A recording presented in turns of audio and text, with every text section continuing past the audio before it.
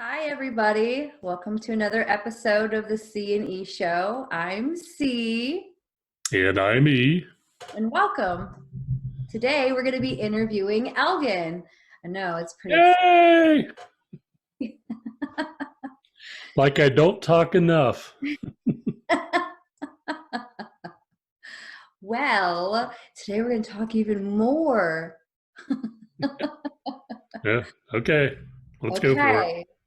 So, how was your day, Elgon? How are you today? I'm good. I'm reading a really good manuscript that's going to be published later this year. Yeah, what are you reading? It's called 10 Days Till the Wedding, or 10 Days Till a Wedding, and it's by Jill Seldo. Oh, she's such a great writer. Yeah. Well, she wrote for Hollywood for years, so Yeah, she sure did. I mean, and she only lives in the most beautiful place on earth. Yeah, she lives up in Maine. Yes. This book's, I think she's still stuck in California, though, because she was visiting her daughter. She might still be out there. I don't know if she's home yet or not. But this book's it's kind of a cozy mystery. I think it would fall into that category. So it's a little bit of a change up for her, but she's executing it very well. It's a really entertaining book. Hold your attention. Good characters. Oh, her readers are going to love that. I like it. Yep. Yeah, good. Well, speaking of books, Elgon, how many books have you written? Well, it depends on how you define books. I feel like Bill Clinton here. It's like the definition of what is. Okay, if a book is something that's published, then that kind of limits the number of books. I've got like 40 manuscripts floating around here and there. Wow. Digitally. Published books, I've got Fried Windows in a light white sauce. Yes. Becoming Superman and Homer Underby. I've got a book called Thuper Heroes, which is the completion of the THUPERMAN trilogy that should be published later this year. I've also got Ninjabread Castles, which is the sequel to Fried Windows. That's also in the pipeline. Such a great title. And I've got a book called Dammerwald, which is the beginning of the Wolfcat Chronicles. Yes, I'm excited about that one. I can't wait. Yeah. I can't wait. That one's gonna be great. That's right up my alley. It's about another planet, and there's intelligent wolves that live there. You find out in the course of the story that this planet's not so isolated. It's actually influenced Earth's history.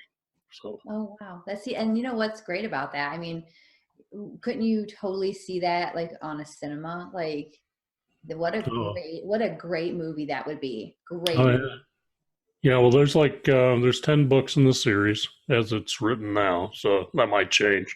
I've written it all. It's all drafted out, so all we've got to do is get it in the pipeline, get editors on it, and fix all the things that I can't do right. Because I'm a writer, not an editor. I feel that in my soul. My biggest problem is commas. I either add too many or I don't add enough. Oh man. So, your books, they have very colorful titles. So if you were a crayon, what color would Elgon be? Elgon, what color crayon would you be? I've got to tell a story. I always wanted, when I was young, Crayola crayons were like the best crayons that you could get, of course. And the cool kids had the 64 packs with the pencil or the crayon sharpener in it, right? Yeah. Yeah. I always wanted one of those. My mom would never buy one for me. So I was always I was stuck with the 48 packs. So I always had to borrow crayons from the kids with the cool 64 packs, and they were always worried that I was going to break their crayons. So I've completely skirted your question. I know. There's a color in the 64 pack or the 96 pack. There's a 96 count one now. I think there's even more than that. There's a color called Razmalaz, It's kind of purple. Okay. What your color would be? You'd be red. That's what my color would be. I'd be kind of purple. I could see that, Elgon. I could see that. I think if I was a crayon, I'd be like turquoise. Turquoise? Yeah, turquoise. You know, a little bit spicy, a little bit feisty, still a little bit calm. Better tone. Yeah. So you have lived in quite a few places around the U.S. You know, I know Connecticut, you've lived there, Ohio, Florida. Where else have you lived, and where was your favorite place to live? In the States, my favorite place would probably, it's kind of a toss-up between Monterey, California, and Austin, Texas. Oh, Austin, yes. I love Austin. Austin's a special place. It's always a special place in my heart. I went to college there. So, but Monterey is beautiful. It's just so damn expensive to live there, though. You know, so. Is it on the ocean? I don't even know. Yeah, Monterey's on the ocean. It's up probably about an hour, and you know, depending on traffic, it's probably about an hour and a half south of San Francisco. Oh, okay. Along the coast. Oh, I bet it is beautiful down that way, huh? Yeah. It's they've got a harbor. They got Cannery Row, which they've taken a lot of. They used to do a lot of fish canning there, you know, in the past, and they've converted all those factories into like shopping, you know, indoor shopping centers and restaurants and things like that. So it's really it's a cool place. It's got a really cool vibe. People are cool there, you know. Yeah. The only problem I had with that place was that, you know, even in the summer, it was chilly. Really? Because it's right on the ocean. What temperature are we talking, like 60? 60, you know, 70 degrees. Well, it got up in the 70s sometimes. But the coast the water comes right from the Gulf of Alaska. Oh. So the water there is cold. I mean, you go down to the harbor and there's seals barking, you know. in the water, and you know, you wake up in the morning, you can hear the seals. You know, the seals are. You know. You go down to you go down there, and you can buy some fish, and you can feed the seals. And the seals are, you know, they're not stupid. They just hang out alone around the docks. You know, they get a free meal. I want to go see a seal. That's I think something I've really never got to see, so I'm gonna have to make it a point in my life to go to Monterey. You can ride out on boats and you know, go whale watching when they're in season. Yeah, that'd be cool. Yeah, time of year. So well, where was your least favorite place to live? Where was my least favorite place? Oh man, I don't know. You know, every place I've been had some redeeming value to it, I guess. I don't know. The boringest place I ever lived was probably when I was in Indiana, when I was at Purdue, which is great because you're at school there, so you know you don't have a lot to do. There wasn't a lot to do back then. You know, we've been on campus at Purdue. Yeah. You know, the campus was a lot busier than I remembered it. You know, when we went there, really busy, huh?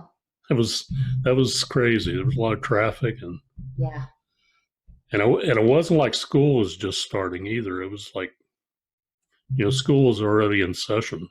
Mm-hmm. So it was crazy. I mean, there was like 35,000 students on campus when I lived there. But when we were there, it seemed like there were 35,000 people on the sidewalk at the same time. Yeah, it was like a, you know, Robin Williams talked about the human car wash, you know, moving through people.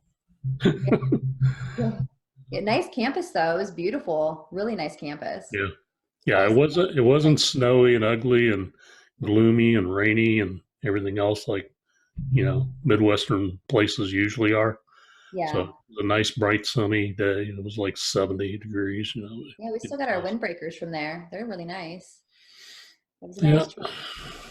Yeah, that's fun. So, what are you currently working on? You got anything in the pipeline? What do you? Is there anything new? What am I working on? I don't know. I'm working on a manuscript that I've had in the back of my mind for a while. I'm trying to cobbled different things together, but it's called Dead Men Don't Wear Watches, and it's kind of a paranormal mystery thing, crime mystery. It ties into the Wolfcat universe too, so it's hard to juggle all those things together. So that's what I've been working on. I've got some stories that are like background material for Brett Woods' history. You know, he's the main character in Fried Windows. He also appears in books 2 and 3 of the THUPERMAN series. So I've got a book about his childhood when he was like 7 or 8 years old and started beginning to develop his Wolfcat abilities. And there's a book about his senior year in high school. And then there's a book about his freshman year at college. And he also ironically attended Purdue University. I wonder how that happened. I wonder how that happened. Aw, well, that's good to see that you're working on that. Dead Men Don't Wear Watches. I love that title. I've always loved that title. You have the best book titles, Elgon. Literally, like I could see them all on TV. all of them. They're all the product of a diseased mind. So. The mind of the writer. Mind of a writer. Oh, well, tell us a little bit about what you do at Pandamoon Publishing. You're our marketing director. So what do you do? Like, tell us a little bit about your job. Well, my average day is I field questions because, we're all decentralized. So, this adapting to the pandemic wasn't that difficult for us because we already did things online all the time. Right. We have our meetings, we have, the interviews. We use the same system we're using here for a lot of our communication. We have like a text-based communication on the same platform.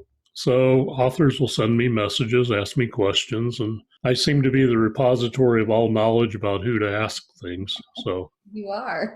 So if I don't know the answer, I know who to ask, and I get the answer for people. So that's most of what I do, on a daily basis. Otherwise, I do promotional things on a daily basis for the authors, whatever books are current, whatever marketing activities that we have going on. You do some of that too. And we also work on press releases. When we have a new book acquisition, we generate a press release. When we have a new book release, we generate a press release. So I work on those. Work on interfacing with the authors to get information from them to feed our marketing programs. Also, the book descriptions, the bios, things like that for all the background material. Suggest different marketing programs we can run for book promotions, run those past Zara and Alan. Yeah. So. Yeah, and you set up the dates too, right? The launch dates. You guys determine, what. Yeah, I go over the marketing checklist. We have a marketing checklist that, if the authors want to use it that way, it tells them everything that they need to be working on from the time that their book's acquired to the time that it's published, and even past that a little bit. So there's different items that we have to check off on the checklist and make sure that the authors have done those things before we set a launch date for them. The two really critical parts is it has to advance past what we call substantive editing. They have to have a book cover. And then the book actually gets put up to Amazon, and we're within 90 days of launching a book at that point. Yep. Yeah, that's exciting time. Yeah. So it may sound like I come up with the book launch date, but it's really not. It's determined by when the book cover's finished and then ready to go, and when the editing is advanced to the point where we can produce an arc.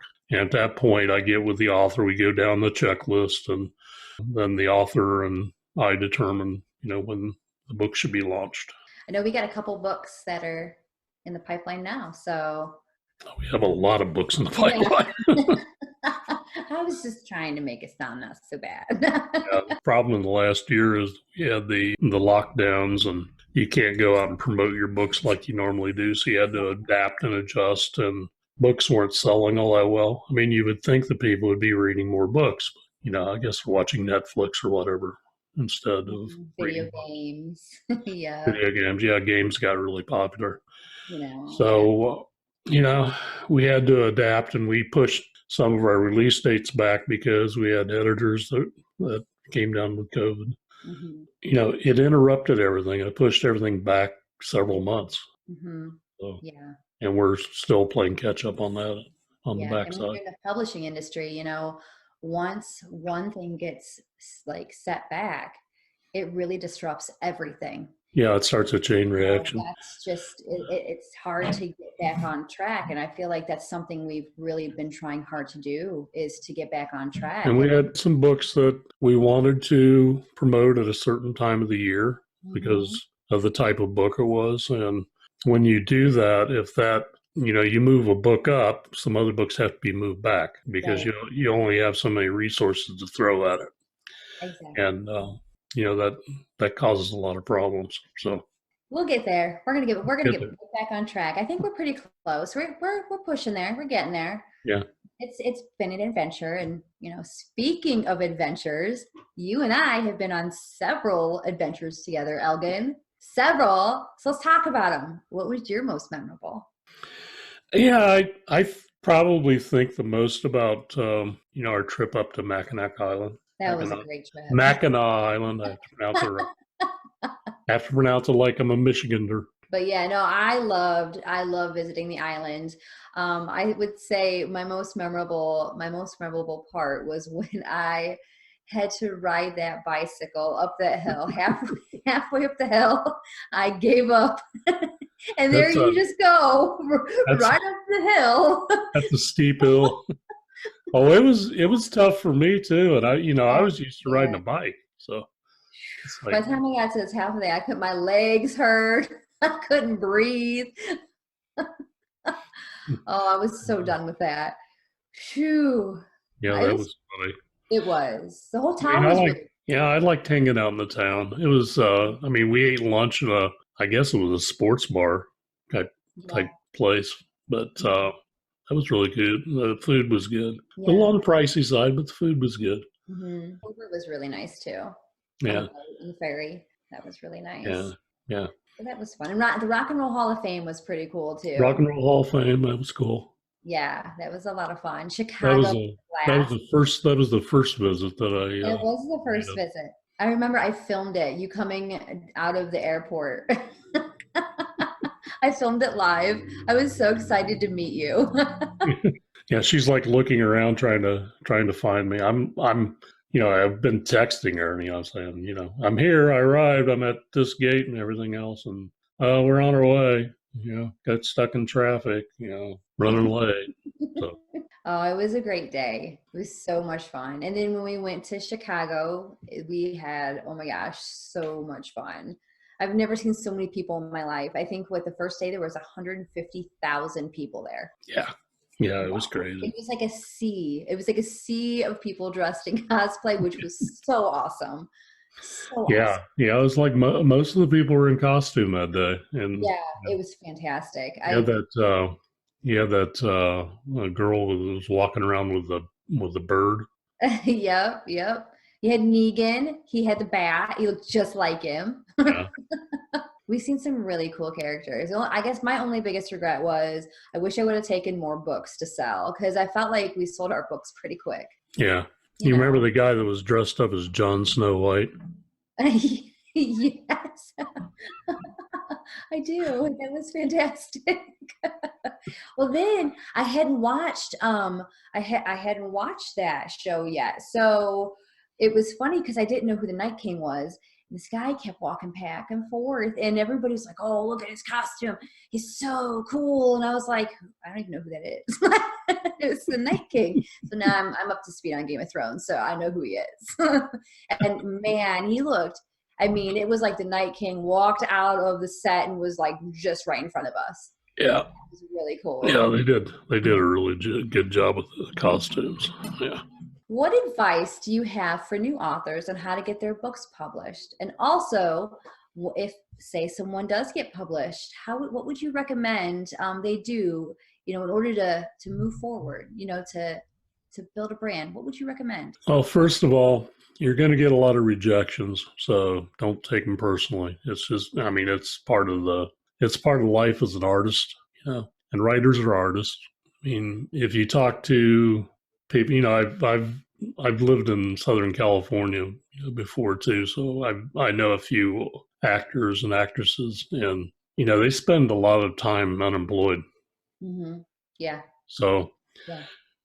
they go to auditions. I mean, there's an actress I know, she was getting decent work and she would audition 10 times and maybe get one call back. So don't take the rejections too personally, and use the time to go back and revise your book and make it better, because usually the reason why a book is rejected is it doesn't fit a type of book that they're looking for at that period of time, or you made too many mistakes in the first part of the book. So get somebody, you get a professional editor to go through your book. That helps. Have some people do beta reads for you, even short of doing an editor. Have your friends read the book, have other people you can trust to give you an honest opinion. Because when you finish a book as a writer, you want to move on to something else. You don't want to go back and do it. Yeah. And then every time you go back to the book, you start changing things. You start editing things. So I would say make sure you've been through your book at least 5 times before you submit it. I would agree with that 100%. Absolutely. I mean, they're going through, when you send out your manuscript to different publishing houses, they literally will read maybe the first couple paragraphs. And if it's not what they, if they see the errors or they see things that don't make sense, it just goes right into a slush pile. So just, make sure, tidy it up, button it up, make sure it looks good. I mean, it's your baby, make sure it's ready. Don't your first couple of paragraphs have to be really, grabbing. Yes, absolutely. They have to grab attention. And that's true of every book that you publish, because somebody that's looking at it in a bookstore, that's what they're going to see. Yeah, absolutely. Yep. So if the book doesn't grab their attention in a couple of paragraphs, they're not going to buy it. And unfortunately, publishing is a business. So everybody's trying to make a little bit of money on the books. And right. If you think that authors make a lot of money, that's not the case. We've talked about that before. Yep. Yes. They call them starving artists for a reason. It's true. And it's just, I just read a fact a couple of days ago, and it said something about in 2018, there were 136 million books out right now. And so, it just, you have to think about the competition that you're going up against. There's so much competition, and you have to think to yourself, how am I going to rise above the noise? What is going to set me, forward to look differently, than other people, maybe their work, you want to be the best you can. You want to rise above the best. And, I think some people think it's an easy journey, and it's not. I think writing, being an author, is probably one of the hardest journeys I've ever gone down. Well, the process of writing is kind of a solitary thing anyway. So, you have to, most people can't write with confusion going on around them. I mean, I could never write. I could never go to a coffee shop or something, sit down and write. Mm-hmm. I used to be able to do that when I was in college. I mean, I could go to this place called the Sweet Shop and I could sit there and I could write for hours. I can't do that anymore. I have to be, I can listen to music while I write, but it has to be something I'm really familiar with and not really paying attention to. Yeah. Oh, yeah. Just background music or classical music. I can listen to that. Yeah. I love piano music. Yeah. Piano music is that's what gets me going. But I can, when I'm revising something or editing something or reading something, and looking for mistakes in it, I can play music in the background while I'm doing that. It's just that during the creative process, I can't really do that. So what would you recommend for somebody who has a publishing contract? How would you recommend they proceed? Well, the first thing you got to do is build your author's brand. Just because somebody signed you doesn't mean that you're successful. And to be successful, you have to sell the book that's being published. You have to sell the publisher on your next book, and you have to sell the audience on that next book. So you're building a company, and your books are your products, and you have to approach it that way. Otherwise, you're not going to succeed. You have to set up a website. You have to establish a presence on social media, because that's just the nature of the beast these days. So you have to have a Twitter account, Facebook page. Instagram. Instagram. You can do Pinterest too, like have things that are related to your book on there. Pictures of places that may be book related. Every platform has its own little thing. It does. TikTok. I've been watching a couple TikTok videos of authors like doing live readings, and when their books come in and they do like the surprise opening of the box. Yeah. And that seems to be the newest platform authors are taking to, and I think it's kind of neat. You could do a YouTube channel like we have here, interviews with other authors that you meet. You could, put up videos of you going to book signings and doing readings. Yeah. I mean, you can't go to book signings right now in a lot of places because of the restrictions, but you could do virtual ones. So I mean, there's a lot of things that you can experiment with because we're all facing the same problems and we don't have the answers. Right, so right. We're pretty much making it up as we go. Well, which social media platform is your favorite? I like LinkedIn, but I probably spend more time on Facebook. Yeah. Just because there are more people that I know on Facebook. People are my age, people I went to high school with, and I do follow-ups on that. I used to spend a lot of time on Twitter, but I don't anymore. I don't either. Not like I used to. Twitter is very confrontational at times. So, I don't. If I ever want to know what's going on in the world, I'll just go to the main page and see what's trending, make sure like there's not an asteroid that hit the earth or gonna hit the earth. I mean, if you want up-to-date news, you go to Twitter. Up-to-date things, right. Somebody passed away, Mm-hmm. Yeah. So that's usually the stuff I get off there. But I also, I have people that I follow on Twitter, so I'll check them out. They're on my feed. So yeah, I like Facebook. I agree with what you said. I keep up with a lot of the people I went to school with or new authors. That's been my thing lately is I've been connecting with a lot of new writers. And I just love that because they're so like fresh out the gate and their excitement is just so contagious. And so that's where I've been primarily spending my time. And except for, I have a new guilty pleasure. My guilty pleasure is cooking. So I've been spending an enormous amount of time on Pinterest. The other day we did a couples cooking. We picked a recipe and we made it. It was Southwest chicken. And it was so freaking good. So what is your guilty pleasure, Elgon? Do you have one? Probably ice cream. Ice cream is so good. Ice cream. What's your favorite flavor? Butter pecan. Well, I never had that. It's you'd probably be allergic to it. I might turn into a nut allergy. When I was a kid, I was all kids like chocolate, I think, and I was into chocolate. My sisters were older than me. And one of them liked French vanilla and one of them liked strawberry. Mm. So my mom used to, buy Neapolitan. So she had like all three in one box. Oh, yeah. And the problem with that is, Elgon could get the spoon out and I would dig out all the chocolate. See, that's what I did. When all the chocolate's gone, Elgon would go and start digging into the other colors, the other flavors.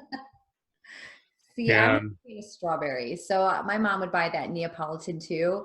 And if anything strawberry touched my ice cream, it was done. I couldn't eat it. So it wasn't my favorite flavor, but it's ice cream. So yeah. You ever had the Superman ice cream? No. Oh my gosh. If I could ship you some Superman ice cream, I would. Yeah. It's so good.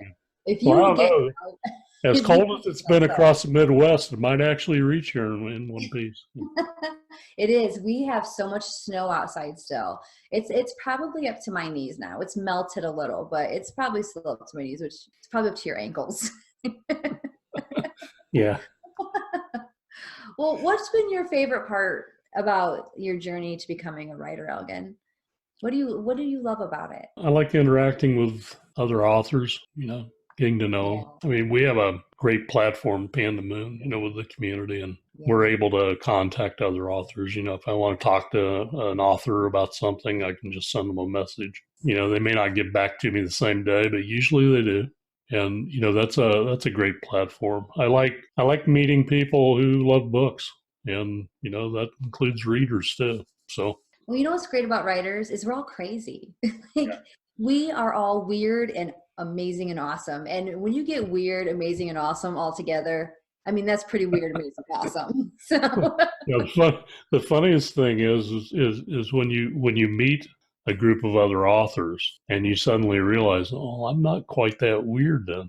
Right. You just feel like you fit in finally somewhere. It's like I actually belong in this group. I can hold hands with these people, Mm-hmm. Yes. And that's like the best feeling, because I don't know about you, but growing up, I was very introverted, and I didn't have a lot of friends, and I was very shy, and I always felt like I just didn't belong in any kind of group. I just never felt like I fit in.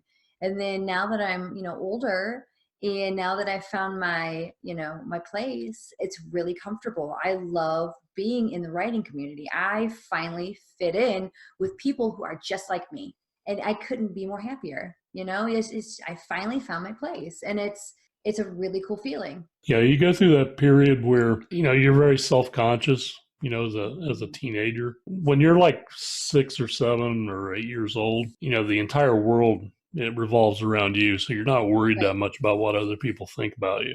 But by the time you get to be 13 or so, you get conscious about, you're beginning to get pimples, you're worried about your body odor. I mean, all kinds of things going on. What you want to be attractive to, somebody else that you are attracted to. And, your entire world revolves around that for a while. Right. And then you get to a point probably around your senior year, if you're lucky, or if you're lucky, real lucky, it happens earlier than that. Or maybe it waits until you're in college or, out of school and working or whatever. You get to the point where you just don't give a rat's ass what people think. Exactly. I think I finally hit that point. I love it. I feel so free. And that's a really good point to be at when you're an author. Yeah. Where you don't care what people think about you. Yeah, that's very liberating.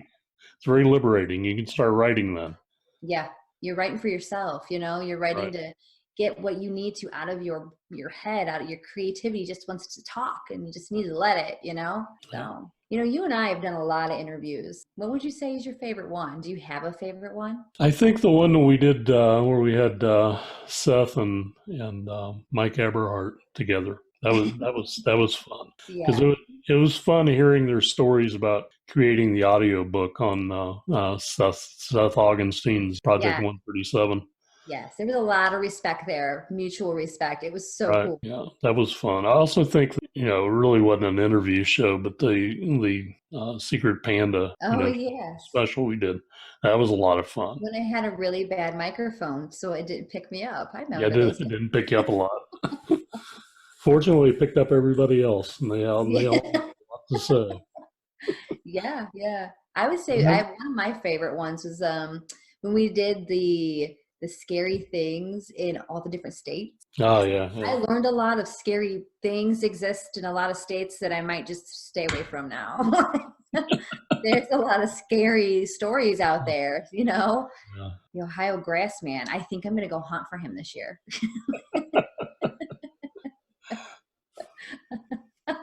You might see him sit next to me in one of these interviews. You never know. Well, so why Pandamoon, Elgon? What brought you here? What brought you to Pandamoon? How long has it been now? 8 years? No, it's like 9 years. Oh my. We've been here 9 years. 9 years. That is it'll be 9 years in like June, I think. Mm-hmm. Wow. Oh, you were about the same time. Yeah. Yeah. And I just knew the first time I met you, I was like, that's my guy. That's a person for life. You're carved from the same piece of soap. Yes, absolutely. And it's a good smelling soap. I've told the story before, but I got an email from Zara saying that Pandamoon Publishing was accepting submissions.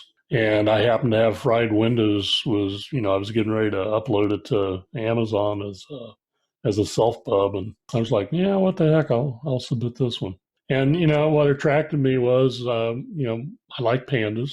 And yeah, they're cool. I said it was, well, this is interesting. I went online, I saw the website, and I said, well, this looks like it might be legit. So, I'll send it off. And then I was expecting 2-3 weeks, I'll get a rejection, back like always happens. I got an email in like 3 days. Said, congratulations on your book. We'd like to set up a time when we can discuss it with you. And I was like, wait a second, what does this mean? I sent it off to my kids. I said, am I reading this right, that they're interested in my book? Because, I'd never gotten one of those before, my first book was published because I kind of knew the publisher. And, he had a couple of other projects that he was working on, I was helping him with. And that was how I got it in with that publisher. But I'd submitted my books to, the major publishers. And either you don't hear anything or you get rejected, get a rejection letter. And I had like probably 60, 70 rejection letters for my first book. 50 for Carrie. Pardon me? Didn't Stephen King get 50 rejection letters for Carrie? It happens. It happens all the time. If they write under a pseudonym and the publisher doesn't know that it's them, they get rejected again. We do. So, regardless how good you are. Yes, it happens. So please, guys, don't give up. Keep going. Rejection letters are normal. Yeah, a lot of people have to sell their books door to door. Mm-hmm. Yeah. And once you get that publishing contract, you got to start selling yourself. Not only are you going to sell your book, but now you got to sell yourself. So, if you go out into the world and you don't handle it carefully, you need to go out and show your personality. People want to get to know their favorite author. They want to know what they like. They want to know what they're like. So if you go out there and you're a big old a-hole. And we've met a few of those. Yeah. Yeah. Not all our authors are nice. Okay. Most of them are, but not all. There are a few exceptions. Get the diva writer, I'm sure out there somewhere. It's just, just being in the publishing industry for as long as we have, I think we've seen a little bit of everything. Oh, yeah. And, people get an ego, they publish their first book and it does fairly well. And then the second book comes out and, it may do well, may not do well. If it doesn't do well, they start asking, well, why isn't it selling? Well, what did you do the first time that you didn't do this time? Yep. Well, you were more engaged with your first book. Right. And your second book, you just assumed it was going to sell. Yeah. Well, it doesn't work that way. Nobody knows. Nobody knows you have another book out. Yeah. Your avid fans for your first book forgot all about you, moved on to somebody else because it takes so damn long between books. Yeah. Yes, it does. And that's another thing I feel like, new writers don't really understand is that you can't, unless you self-publish, books don't come out every 6 months. Books don't come out almost every year. It's just, that's not realistic. I have a friend who writes romance novels, and I read her first romance novel, and it was an experience. I'm not a huge fan of the genre. So I read it because I know her, and she wanted my critique on it. And, I was like, other than it makes me uncomfortable to read some of the things that you were talking about in there, I guess it's okay. I guess it fits your genre, and that was about the extent of that conversation. This lady writes 3 or 4 books a year, and she's good at it, and she sells them. And she's with a small publisher, but the small publisher, because she generates a lot of sales, devotes a lot of time to her. She has her own editor. She has her own, publicist and her own, all these other things going on for her. And they keep a book in the pipeline all the time. Now, her books still take a year or so to produce, but she has them. She has the manuscripts in the pipeline, and she's working on them all the time. And I have no idea how she keeps all that stuff going, in her head. But I mean, she's an amazingly prolific writer at what she writes. That's great, though. Good for her. I wish her So a lot of success. that's some of how it seems that people are generating books every 6 months, if they're with a traditional publisher or a small publisher. But if you're self-publishing and you don't have a really good editor helping you, you're probably going to face an uphill battle anyway if you're self-publishing, right. because you're doing everything by yourself. Okay? Well, but if you don't have a good editor, the quality of your product's going to suffer, because if you're counting on yourself to find all your mistakes, I don't know any author out there that finds every mistake in their book. Right. Right. I mean, it's a challenge. You'll have a typo on the first page of your book that you'll read over 40 times. I'm telling you, it'll happen, and you'll make it all. And sometimes it makes through even editing. Yeah. Yes. Because it's just so common. You get so wrapped up in reading the actual story that sometimes your mind just skims right over that, the extra or it replaces, it puts the word in there for you, so you think you actually saw it, and it's really not there. That's the reason why you need to have somebody. Now, I have a pretty good eye for catching things like that, but not on my own stuff. So that's why you got me. That's